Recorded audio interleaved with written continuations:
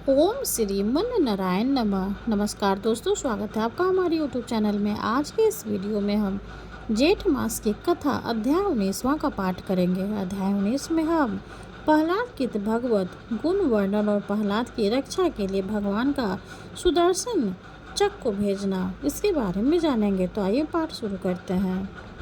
श्री पराश जी बोले, हिरण्यकश्यप ने कीर्ता को विफल हुआ सुन और अपने पुत्र प्रहलाद को बुलाकर उनके इस प्रभाव का कारण पूछा। हिरण्यकश्यप ने पूछा, है अरे प्रहलाद, तू बड़ा प्रभावशाली है, तेरी ये चेष्टाएं मंत्रादि जनित है या स्वाभाविक ही है। श्री पराश जी बोले, पिता के इस प्रकार पूछने पर दैत्य कुमार प्रहलाद जी ने उसके चरणों में प्रणाम कर इस प्रकार कहा, पिताजी, मेरा यह प्रभाव ना तो मंत्र आदि जनित है और न स्वाभाविक ही है, बल्कि जिसके हृदय में श्री अच्युत भगवान का निवास होता है उसके लिए यह सामान्य बात है। जो मनुष्य अपने समान दूसरों का बुरा नहीं सोचता है, हे तात, कोई आओ कारण न रहने से उसका भी कभी बुरा नहीं होता। जो मनुष्य मन, वचन या कर्म से दूसरों को कष्ट देता है, उसके इस पर पीड़ा रूप बीज से उत्पन्न हुआ उसको अत्यंत शुभ फल मिलता है। अपने सहित समस्त प्राणियों में श्री के सबको वर्तमान समझकर मैं ना तो किसी का बुरा चाहता हूँ, न कहता हूँ और न ही करता हूँ। इस प्रकार श्रवत सुचित होने से मुझको शारीरिक, मानसिक, दैविक अथवा भौतिक दुख किसी भी प्रकार प्राप्त नहीं होता है। इस प्रकार भगवान को सर्वभूत में जानकर विद्वानों को सभी प्राणियों में पवित्र भक्ति करनी चाहिए। श्री पराश जी बोले, अपने महल की अल्टा लेकर बैठे हुए उस दैत्यराज ने यह सुनकर क्रोधान्वित हो अपने दैत्य अनुचरों से कहा। हिरण्यकश्यप बोला, यह बड़ा दुर्मात्मा, इसे इस 100 योजन ऊंचे महल से गिरा दो, जिसे इस पर्वत के ऊपर गिरे और शिलाइयों से इसके अंग अंग छिन्न भिन्न हो जाए। तब उस समस्त दैत्य और दानवों ने उन्हें महल से गिरा दिया और वे भी उनके ढलने से हृदय में श्रीहरि का स्मरण करते रहे नीचे गिर गए। जगत कर्ता भगवान केशव के परम भक्त प्रहलाद जी के गिरते समय उन्हें जगत दात्री पृथ्वी ने निकट जाकर अपनी गोद में ले लिया। तब बिना किसी हड्डी पसली के टूटे उन्हें स्वस्थ देख दैत्यराज हिरण्यकश्यप ने परम मायावी शंबरासुर से कहा। हिरण्यकश्यप बोला, यह दुर्बुद्धि बालक कोई ऐसी माया जानता है जिससे वह हमसे नहीं मारा जा सका, इसलिए आप माया से ही इसे मार डालिए। शंबरासुर बोला, हे दैत्यराज, इस बालक को मैं अभी मारे डालता हूँ। तुम मेरी माया का बल देखो, देखो मैं तुम्हें सैकड़ों हजारों करोड़ों माया दिखलाता हूँ। श्री पराश जी बोले, तब उस दुर्बुद्धि शंबरासुर ने समदर्शी प्रहलाद के लिए उनके नाश की इच्छा से बहुत सी मायाएं रचे, किंतु हे मित्र, शंबरासुर के प्रति भी सर्वथा द्वेष ही रह कर प्रहलाद की सावधान चित्त से श्री मधुसूदन भगवान का स्मरण करते रहे। उसमें भगवान की आज्ञा से उनकी रक्षा के लिए वहां ज्वालामालाओं से युक्त सुदर्शन चक्र आ गया। उससे शीघ्रगामी सुदर्शन चक्र ने उस बालक की रक्षा करते हुए शंबरासुर के सहस्त्रों मायों को एक एक करके नष्ट कर दिया। तब दैत्यराज ने सबको सूखा डालने वाले वायु से कहा कि मेरी आज्ञा से तुम शीघ्र ही इस दुर्मात्मा को नष्ट कर दो। अतः उस अति तीव्र शीतल रुच वायु ने, जो अति सहनीय था, जो आज्ञा कहा, उनके शरीर को सुखाने के लिए उसमें प्रवेश किया। अपने शरीर में वायु का आवेश हुआ ज्ञान दैत्य कुमार प्रहलाद ने भगवान धरणीधर को हृदय में धारण किया। उनके हृदय में स्थित हुए श्री जनार्दन ने क्रूर होकर उस भीषण वायु को पी लिया, इससे वह क्षीण हो गए। इस प्रकार पवन और संपूर्ण मायाओं के क्षीण हो जाने पर महामती प्रहलाद जी अपने गुरु के घर चले गए। तदंतर गुरु जी ने उन्हें नित्य प्रति शंकराचार्य की बनाई हुई राजफल प्रदानी राजनीति का अध्ययन कराने लगे। जब गुरु जी ने उन्हें नीति शास्त्र में निपुण और विनय संपन्न देखा तो उनके पिता ने कहा, अब यह सुशिक्षित हो गया है। आचार्य बोला, है दैत्यराज, अब हमने तुम्हें पुत्र को नीति शास्त्र में पूर्णतः निपुण कर दिया है। भृगुनंदन शुक्राचार्य जी ने जो कुछ कहा उससे प्रहलाद तत्व जानता ही था। हिरण्यकश्यप बोला, प्रहलाद, राजा को मित्रों से कैसा बर्ताव करना चाहिए और शत्रुओं से कैसा, तथा त्रिलोकी में जो मध्यस्थ हो उनके किस प्रकार आचरण करें। मंत्रियों, आत्मा, ब्राह्मण, अंतपुर के सेवकों, गुप्तचरों, पूर्ववासियों, शक्तियों तथा अन्याय जानकों के प्रति किस प्रकार व्यवहार करना चाहिए। हे प्रहलाद, यह ठीक ठीक बता कि करने और न करने योग्य कार्यों का विधान किस प्रकार करें। दुर्ग और अद्विक जंगली मनुष्य आदि को किस प्रकार वशीभूत करे और गुप्त शत्रु रूप कटी को कैसे निकाले। यह सब तथा और भी जो कुछ तूने पढ़ा वो सब मुझे सुना। मैं तेरे मन के भाव को जानने के लिए बहुत उत्सुक हूँ। श्री पराश जी बोले, तब विनय भूषण प्रहलाद जी ने पिता के चरणों के प्रणाम कर देते राजा हिरण्यकश्यप से हाथ जोड़कर कहा। प्रहलाद जी बोले, पिताजी, इसमें संदेह नहीं, गुरुजी ने तो मुझे इस विषय में शिक्षा दी और मैं उन्हें समझ भी गया हूँ, परंतु मेरा विचार है कि वे नीतियाँ अच्छी नहीं है।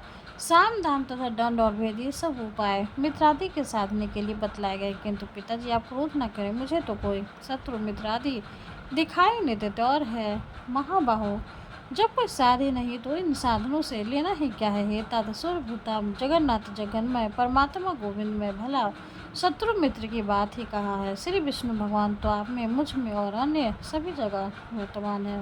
फिर यह मेरा मित्र और यह शत्रु, ऐसा भेदभाव को स्थान ही कहा है। इसलिए हे तात, अविद्या जन्म दुष्कर्मों में प्रवृत्त करने वाली इस वाजगाम को स्वतः छोड़कर अपने शुभ के लिए ही यत्न करना चाहिए। है दैत्यराज, ज्ञान के कारण ही मनुष्य की अविद्या में विद्या बुद्धि होती है। बालक या अज्ञानवास सुख हाथों की ही अग्नि नहीं समझ लेता। कर्म वही है जो बंधन का कारण न हो और विद्या भी वही है जो मुक्ति की साथी को। इसके अतिरिक्त और कर्म तो परिश्रम भूख तथा अन्य विद्याएं कला कौशल मात्र ही है महाभाग।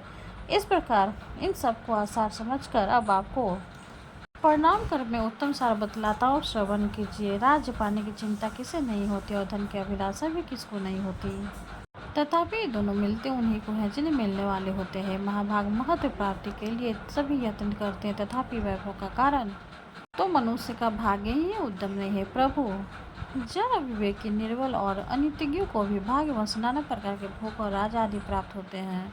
इसलिए जिसे महान वैभव की इच्छा हो उसे केवल पुण्य संचय का ही यत्न करना चाहिए, और जिसे मोक्ष की इच्छा हो उसे भी समत्व व लाभ का ही प्रयत्न करना चाहिए। देव, मनुष्य, पशु, पक्षी, वृक्ष और शरीर ये सब भगवान विष्णु से भिन्न से स्थित वही वास्तव में श्री अनंत के ही रूप इस बात को जानने वाला पुरुष संपूर्ण चराचर जगत को आत्मवत देखे, क्योंकि यह सब विश्व रूपधारी भगवान विष्णु ही है। ऐसा जान लेने पर वे अनादि परमेश्वर भगवान अच्युत प्रसन्न होते हैं और उनके प्रसन्न होने पर सभी क्लेश छीन हो जाते हैं। श्री प्रहलाद जी बोले, यह सुनकर हिरण्यकश्यप ने क्रोधपूर्वक अपने राज सिंहासन से उठकर पुत्र प्रहलाद के वक्षस्थल में लात मारी और क्रोध तथा अमर्ष से जलते हुए मानव संपूर्ण संसार को मार डालेगा, इस प्रकार हाथ मलता हुआ बोला। हिरण्यकश्यप ने कहा, हे विप्रचिते, हे राहो, हे बल, तुम लोग इसे भली प्रकार नागपाश से बांधकर महासागर में डाल दो। देरी मत करो, नहीं तो संपूर्ण लोग और दैत्य दानव आदि भी इस मूर्ख दुरात्मा से मत कहीं अनुगमन करेंगे।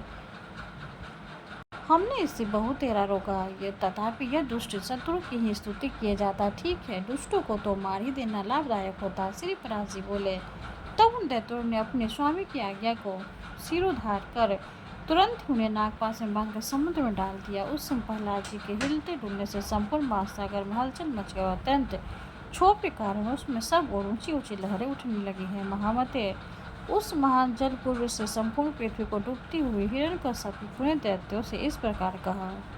हिरण्यकश्यप बोला, अरे दैत्यो, तुम इस दुर्मति को इस समुद्र के भीतर ही किसी ओसरे में खुला न रहकर सब ओर से संपूर्ण पर्वतों से दबा दो। देखो, इसे न तो अग्नि ने जलाया, न यह शास्त्रों से कटा, न सर्प ने नष्ट हुआ, न वायु विष और कीर्तियों से ही छीन हुआ, तथा न यह मायाओं से ऊपर से गिराने के अथवा दिग्गजों से ही मारा गया। यह बालक अत्यंत दुष्ट चित्त है, अब इसके जीवन का कोई प्रयोजन नहीं है, अतः यह पर्वतों से लदा हुआ हजारों वर्ष तक जलने में ही पड़ा रहे। इसमें दुर्मति स्वयं ही प्राण छोड़ देगा। तब दैत्य और दानवों ने उसे समुद्र में ही पर्वतों से ढककर उसके ऊपर हजारों योजन का ढेर कर दिया। उन महामती ने समुद्र से पर्वतों से लात दिए जाने पर अपने नित्य कर्मों के समय एकाग्र चित्त से श्री अच्युत भगवान की इस प्रकार स्तुति की। प्रहलाद जी बोले, हे कमल नयन, आपको नमस्कार है। हे पुरुषोत्तम, आपको नमस्कार है। हे सर्वलोकात्मक, आपको नमस्कार है। तीक्ष्ण चक्रधारी प्रभु, आपको बारंबार नमस्कार है। गो ब्राह्मण हितकारी ब्राह्मण देव भगवान कृष्ण को नमस्कार है। जगत हितकारी श्री गोविंद को बारंबार नमस्कार है। आप ब्रह्म रूपा से विश्व की रचना करते हैं, फिर उसके स्थिर हो जाने पर विष्णु रूप से पालन करते हैं और अंत में रुद्र रूप से संसार करते हैं। ऐसे त्रिमूर्तिधारी आपको नमस्कार है। या अच्युतदेव, या असुर, दिव्य, नाग, गंधर्व, किन्नर, पिशाच, राक्षस, मनुष्य, पशु, पक्षी, अस्थावर, पिपीलिका, चींटी, सरीसृप, पृथ्वी, जल, अग्नि, आकाश, वायु, शब्द, स्पर्श, रूप, रस, गंध, मन, बुद्धि, आत्मा, कौल और गुज, इन सब के पारमार्थिक रूप आप ही है। वास्तव में आप ही ये सब है। आप ही विद्या और अविद्या, सत्य और असत्य तथा विश्व और अमृत तथा आप ही वेदोक्त, परोक्त और निवृत्त क्रम है। हे विष्णु, आप ही समस्त कर्मों के भोक्ता और उनकी सामग्री तथा सभी कर्मों के जितने भी फल वे सब आप ही है। हे प्रभु, मुझ में तथा अन्य समस्त भूतों और भुवनों में आप ही गुण और ऐश्वर्य की सूची व्यापी हुई है। योगिनीगण आप ही का ध्यान करते और यज्ञनिकन आपका ही यजन करते तथा पितृगण और देवगण के रूप में एक आप ही हव्य और कव्य के भोक्ता है। हे ईश, यह निखिल ब्रह्मांड ही आपका स्थूल पर है, उससे सूक्ष्म यह संसार पृथ्वी मंडल है, उससे भी सूक्ष्म भिन्न भिन्न रूपधारी समस्त प्राणी है। उसमें भी जो अंतरात्मा है वह और भी अत्यंत सूक्ष्म है, उससे भी परे जो सूक्ष्म आदि विशेषणों का विषम आपका कोई अचिंत्य परमात्मा स्वरूप है। उन पुरुषोत्तम रूप आपको नमस्कार है। सर्वात्मा सप्त भूतों में आपकी जो गुणाश्रय पराशक्ति है, सुरेश्वर उस नित्य स्वरूपनी को नमस्कार है जो वाणी और मन में परे है, विशेष रहित तथा ज्ञानियों के ज्ञान से परिच्छेद है। उस स्वतंत्र पराशक्ति में मैं वंदना करता हूँ। ओम ओम भगवान वसुदेव को सदा नमस्कार, जिन्होंने अतिरिक्त और कोई वस्तु नहीं की है तथा जो स्वयं सबसे अतिरिक्त है, जिनका कोई भी नाम अथवा रूप नहीं और जो अपनी सत्ता मात्र से ही उपलब्ध होते हैं, उन महामात्र को नमस्कार है। नमस्कार है, नमस्कार है, जिनके पर स्वरूप को न जानते हुए ही देवतागण उनके अवतार शरीर को स्पर्श अर्चन करते हैं, उन महात्मा को नमस्कार है। जो ईश्वर सबके अंतःकरणों में स्थित होकर उनके शुभ अशुभ कर्मों को देखते हैं, उन सर्वसाक्षी स्वरूप परमेश्वर को मैं नमस्कार करता हूँ, जिनसे यह जगत सर्वथा अभिन्न है। उन श्री विष्णु भगवान को नमस्कार है, वे जगत के आदि कारण और योगी के अध्यय हरि मुझ पर प्रसन्न हो, जिनसे यह संपूर्ण विश्व ओतप्रोत है, वे अक्षरव्य और सबके आधारभूत है। हरि मुझ पर प्रसन्न हो। ओम, जिनमें सब कुछ स्थित है, जिनसे सब उत्पन्न हुआ है और जो स्वयं सब कुछ तथा सबके आधार है, उन श्री विष्णु भगवान को नमस्कार है। उन्हें बारंबार नमस्कार है। भगवान अनंत सर्वगामी है, अतः वही मेरे रूप से स्थित है, इसलिए यह संपूर्ण जगत मुझे से हुआ है। मैं यही सब कुछ हूँ और कुछ सनातन में ही यह सब स्थिति, मैं ही अक्षय नित्य आत्माधार परमात्मा हूँ तथा मैं ही जगत के आदि के अंत में स्थित ब्रह्म संज्ञक परम पुरुष हूँ। इस प्रकार 19वां अध्याय संपूर्ण हुआ। भगवान विष्णु की जय हो। अब हम भगवान विष्णु की आरती करेंगे। ओम जय जगदीश हरे, स्वामी जय जगदीश हरे, भक्ति जनों के संकट जन में दूर करे। ओम जय जगदीश हरे, जो ध्यावे फल पावे, दुख बिन से मन का, सुख शांति घर आवे, सुख शांति घर आवे, कष्ट मिटे तन का। ओम जय जगदीश हरे, माते पिता तुम मेरे, शरण गहूँ में किसकी, स्वामी शरण गहूँ में किसकी, तुम्हें बिने और न दूजा, तुम्हें बिने और न दूजा, आस करूं जिसकी। ओम जय जगदीश हरे, तुम पूर्ण परमात्मा, तुम अंतर्यामी, स्वामी तुम अंतर्यामी। पारे ब्रह्म परमेश्वर, पारे ब्रह्म परमेश्वर, तुम सबके स्वामी। ओम जय जगदीश हरे, तुम करुणा के सागर, तुम पालन करता, स्वामी तुम पालन करता। मैं मूरख खल कामी, मैं मूरख खल कामी, कृपा करो भरता। ओम जय जगदीश हरे, तुम हो एक अगोचर, सबके प्राणपति, स्वामी सबके प्राणपति।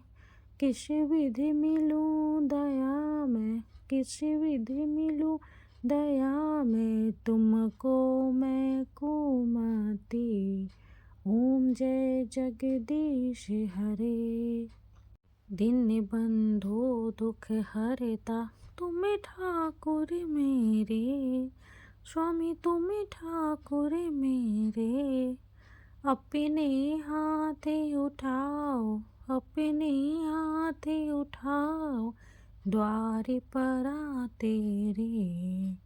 ओम जय जगदीश हरे, विषय विकार मिटाओ, पाप हरो देवा। स्वामी पाप हरो देवा, श्रद्धा भक्ति बढ़ाओ, श्रद्धा भक्ति बढ़ाओ, संतन की सेवा। ओम जय जगदीश हरे। तन मन धन और संपत्ति सब कुछ है तेरा, स्वामी सब कुछ है तेरा। तेरा तुझको अर्पण, तेरा तुझको अर्पण, क्या लागे मेरा। ओम जय जगदीश हरे। जगदीश्वर जी की आरती जो कोई नर गावे, स्वामी जो कोई नर गावे। कहते शिवानंद स्वामी, भजते शिवानंद स्वामी, मन वांछित फल पावे। ओम जय जगदीश हरे। विष्णु भगवान की जय हो। वीडियो अगर अच्छी लगी हो तो लाइक कर दे, चैनल को सब्सक्राइब कर दे। धन्यवाद।